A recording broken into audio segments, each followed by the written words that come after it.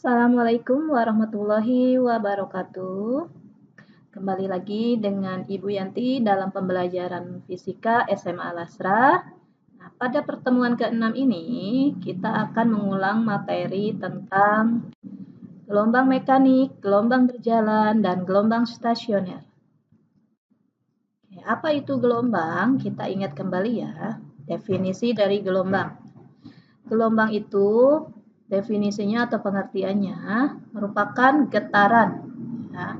Gelombang itu getaran yang merambat atau gangguan yang menyebabkan energi oleh getaran. Jadi getaran ini menimbulkan energi dan kalau dia merambat itu kita namakan dengan gelombang. Oke. Kalian masih ingat ya, getaran itu apa sih? Getaran itu adalah gerak bolak-balik melalui titik keseimbangan ya. Nah, ini contoh dari gelombang gerak bolak-balik yaitu naik turun. Nah, dia merambat atau berjalan. Selanjutnya macam-macam gelombang. Nah, gelombang itu menurut arah getar dan rambatannya, masih ingat ya, dibagi menjadi dua. Ya, yang pertama adalah ini gelombang apa nih? Transversal. Oke, cirinya adalah gelombangnya naik turun, oke, ke atas ke bawah dan merambatnya ke kanan atau ke kiri. Jadi arah getaran dan arah rambatannya itu tegak lurus. Getaran ke atas ke bawah, rambatan ke kanan ke kiri. Jadi tegak lurus. Oke, yang berikutnya adalah gelombang longitudinal. Nah, gelombang longitudinal bedanya apa? Oke, perhatikan. Getarannya bolak-baliknya itu ke kanan kiri. Oke, rapatan renggangan ya. Nah, gerakannya kanan kiri juga. Jadi kalau longitudinal itu getaran dan rambatannya arahnya sejajar atau sama. Oke. Nah, cirinya pokoknya kalau longitudinal itu ada rapatan, ada renggangan, ada yang rapat-rapat, ini renggang-renggang. Sementara kalau transversal itu ada puncak, ada lembah. Berikutnya, macam-macam gelombang itu menurut media perantaranya atau mediumnya. Yang pertama, gelombang mekanik, yaitu gelombang yang dalam perambatannya itu membutuhkan medium perantara, seperti media air, tali, udara. Contohnya adalah gelombang bunyi, gelombang permukaan air, gelombang tali, dan lain-lain. Maksudnya apa? Nah, contoh gelombang bunyi. Bunyi ini membutuhkan medium berupa udara untuk bisa kita dengar. Oke. Meskipun kita normal nih, kalau bunyi itu di apa istilahnya kita berbicara di ruang hampa udara, itu orang tidak akan mendengar apa yang kita bicarakan. Oke. Jadi kalau di ruang hampa udara sana, misalkan di luar angkasa, itu kalau tidak ada udara, maka kita ngomong sekeras apapun tidak akan terdengar suara kita. Nah, bagaimana di ruang hampa udara itu kita bisa berkomunikasi? Oke. Kita biasanya berkomunikasi itu melalui gelombang elektromagnetik. Oke, kita butuh alat gelombang elektromagnetik berupa radar biasanya ya. Ya, apa itu gelombang elektromagnetik? Itu kebalikan dari mekanik. Dia tidak butuh perantara. Ya, dia tidak butuh medium untuk bisa sampai dari satu tempat ke tempat lainnya. Contoh gelombang elektromagnetik itu cahaya tampak, sinar laser, ronsen, gelombang radar tadi untuk yang komunikasi dan lain-lainnya.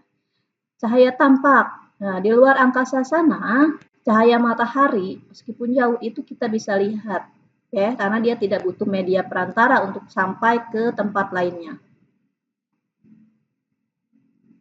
Berikutnya gelombang menurut amplitudonya. Yang pertama adalah gelombang berjalan, yaitu gelombang yang memiliki amplitudo yang sama pada setiap titik yang dilaluinya. Contohnya adalah gelombang pada tali, gelombang pada air laut, dan lain-lain. Nah, ini gelombang stasioner, yaitu gelombang yang amplitudonya itu berubah-berubah. Kalau berjalan itu amplitudonya sama, tapi kalau gelombang stasioner itu amplitudonya berubah-ubah. Tapi ada amplitudo maksimumnya ya. Jadi antara 0 dan nilai maksimumnya. Contohnya adalah gelombang pada dawai dan sinar gitar.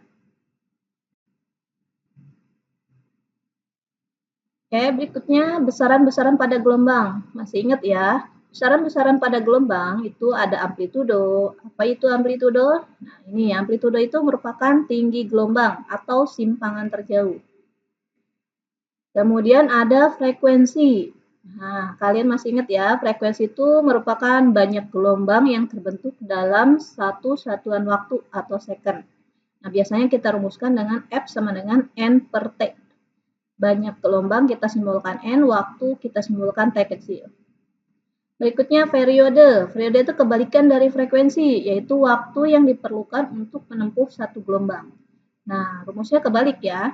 Jadi kalau frekuensi N per T, kalau periode T per N. Jadi kita bisa simpulkan karena dia kebalik, maka F sama dengan 1 per T besar. Atau T besar sama dengan 1 per F. Berikutnya panjang gelombang atau lambda. Ini simbolnya lambda, itu merupakan jarak untuk satu gelombang. Nah, yang dinamakan satu gelombang itu adalah jarak dari bukit ke bukit, atau jarak dari lembah ke lembah, atau jarak untuk satu bukit penuh dan satu lembah penuh. Nah, pada gelombang longitudinal itu satu gelombangnya itu jarak antara renggangan ke renggangan atau rapatan ke rapatan atau jarak satu rapatan dan satu renggangan. Panjang gelombang biasanya kita rumuskan dengan lambda sama dengan S per N. Besaran gelombang berikutnya yaitu cepat rambat. Nah, cepat rambat bisa juga diartikan dengan kecepatan, yaitu merupakan jarak yang ditempuh dalam satu satuan waktu. Nah, kita biasanya kecepatan itu rumusnya V sama dengan S per T. Nah, untuk gelombang, kecepatan bisa kita rumuskan dengan V sama dengan lambda per T besar, atau V sama dengan lambda dikali frekuensi, atau V sama dengan W per K. Apa itu? K. Nah, K itu bilangan atau konstanta dari sebuah gelombang, yaitu perbandingan antara sebuah gelombang dengan panjang gelombangnya. K dirumuskan dengan K sama dengan 2V per lambda. Kemudian ada yang namanya W atau omega. Ini bacanya omega ya.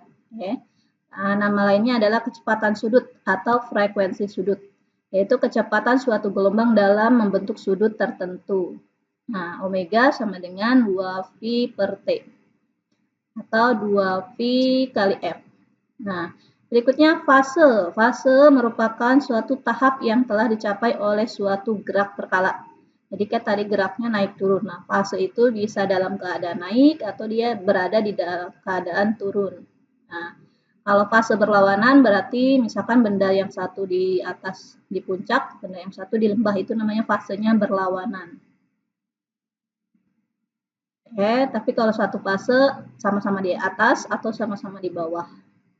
Ini fase dirumuskan dengan C sama dengan T kecil per T besar dikurangi X per lambda. Nah, beda fase delta C itu sama dengan delta X per lambda. Nah, ini beda sudut fase delta theta sama dengan delta X per lambda dikali 2V. Ini keterangannya tadi ya, bisa dilihat. V kecepatan, lambda panjang gelombang, F frekuensi, T besar periode, T kecil waktu, S jarak, omega kecepatan sudut, K bilangan gelombang, N jumlah gelombang, C fase gelombang, delta C beda fase, delta theta beda sudut fase, X itu jarak. Nah, catatan di sini, titik-titik yang berjarak lambda pada gelombang itu fasenya sama. Jadi kalau mencari fase yang sama itu berarti jarak dia itu satu gelombang. Kemudian titik-titik yang berjarak setelah gelombang itu pada fasenya itu berlawanan. Jadi kalau sefase itu satu lambda, kalau berlawanan itu setengah lambda. Kita bahas untuk yang gelombang berjalan. Nah, gelombang berjalan itu bisa berjalan ke kanan atau ke kiri. Persamaan untuk gelombang berjalan, Y sama dengan A sin WT plus minus KX. Jadi ini persamaan simpangan, naik turun Y-nya ya. A sin WT plus minus KX. Nah, plus minus ini menandakan arah dari gerakan gelombang. Jadi kalau min artinya dia bergerak ke kanan. Kalau plus dia bergerak ke kiri. Selanjutnya persamaan gelombang untuk gelombang stasioner. Gelombang stasioner ini ada gelombang stasioner ujung bebas. Ujung bebas itu artinya ini si tali akan membentuk gelombang. Tali ini diikatkannya itu longgar. Jadi dia bisa bergerak naik turun. Nah, jadi ada gelombang yang datang kemudian dipantulkan. Karena dia naik turun, ini datang yang biru. Nah, dia akan turun. Jadi pantulannya tuh dimulai dari bawah. Oke. Jadi nanti kalau dia nyampe-nya di bawah berarti dia akan mulai dari atas pantulannya. Oke, arahnya jika datang ke kanan maka ke kiri. Kita rumuskan dengan gelombang datang YD, misalkan A sin WT min KX. Jadi dia datang ke kanan itu plus ya, maka pantulannya akan ke kiri menjadi min. Nah, sementara dia amplitudonya plus positif di atas. Nah, jadi pantulannya akan negatif.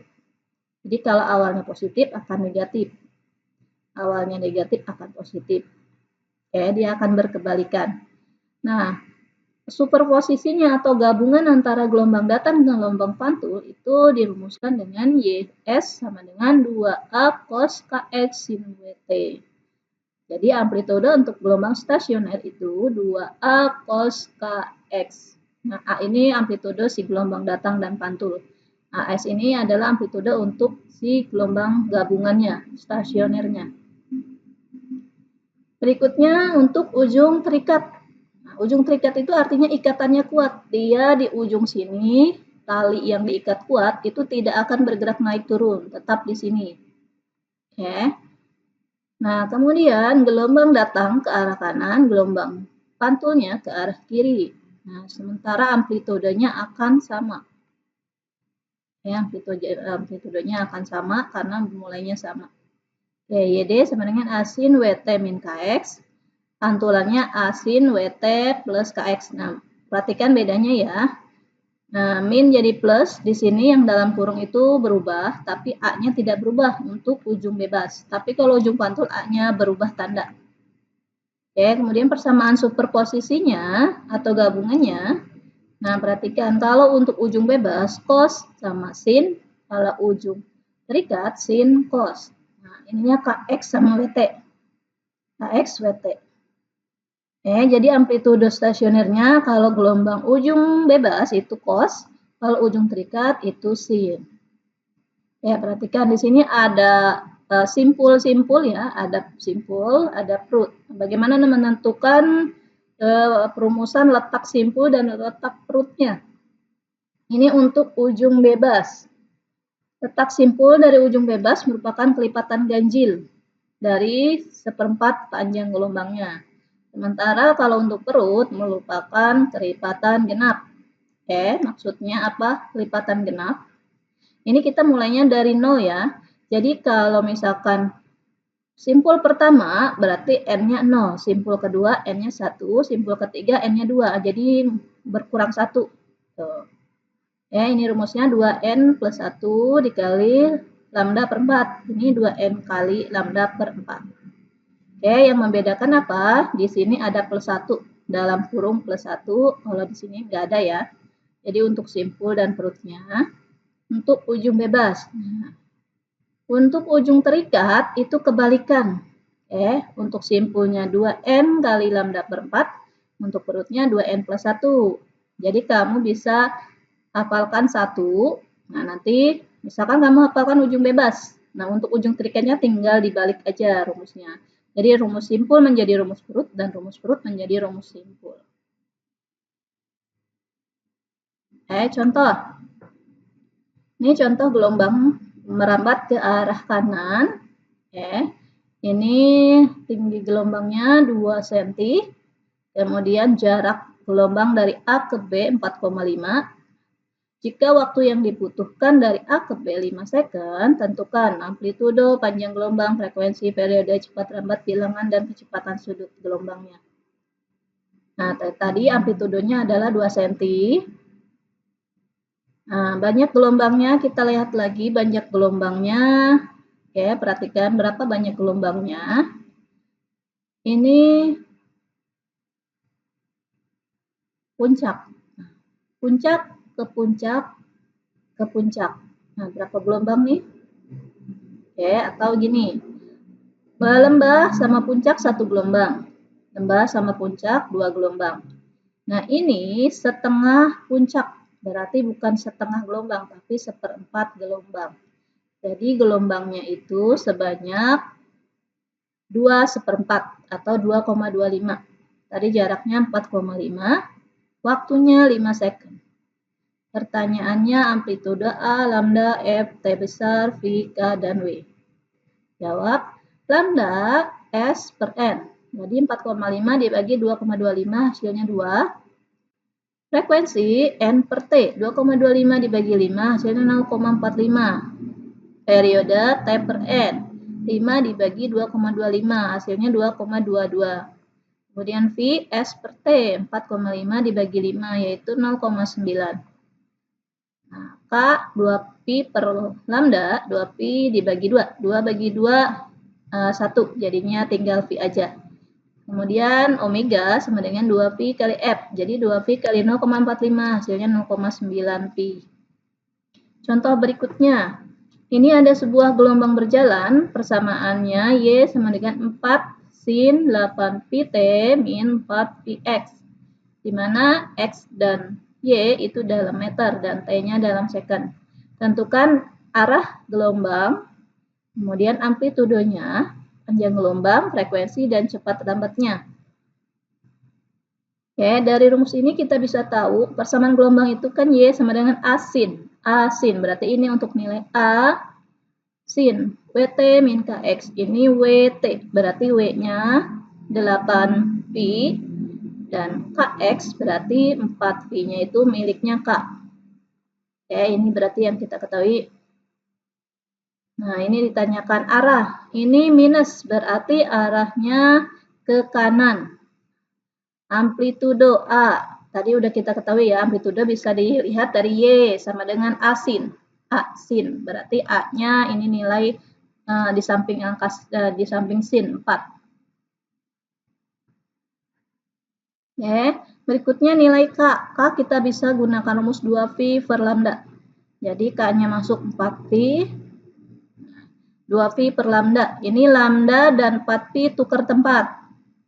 Oke, tukar tempat. Jadi 2V dibagi 4V, jawabannya 0,5. Ini V-nya coret 2 bagi 4, 0,5. Kemudian mencari frekuensi 2V kali F. Tadi W-nya 8V sama dengan 2V kali F. Nah, ini perkalian dipindahkan menjadi pembagian. Jadi, V-nya coret. 8 bagi 2, 4. Nah, kemudian berikutnya kecepatan. V sama dengan lambda kali F. 0,5 dikali 4 sama dengan 2 meter per second. Oke, contoh selanjutnya. Pada sebuah tali ujung bebas, gelombang datang dirumuskan dengan persamaan Y sama dengan 8 sin 10 pi T min 5 KX, di mana Y dan X dalam senti dan T dalam second.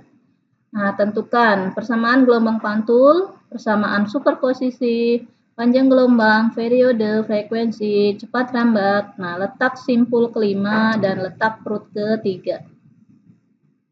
Diketahui dari persamaan ini nilai dari amplitudo atau A-nya 8. Ini nilai W-nya 10 pi.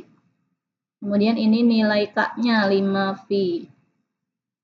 Ini pertanyaannya YP, YS, lambda, T, dan F. Pi X simpul kelima. Nah, ini kan dibilang kelima ya, maka N-nya 4.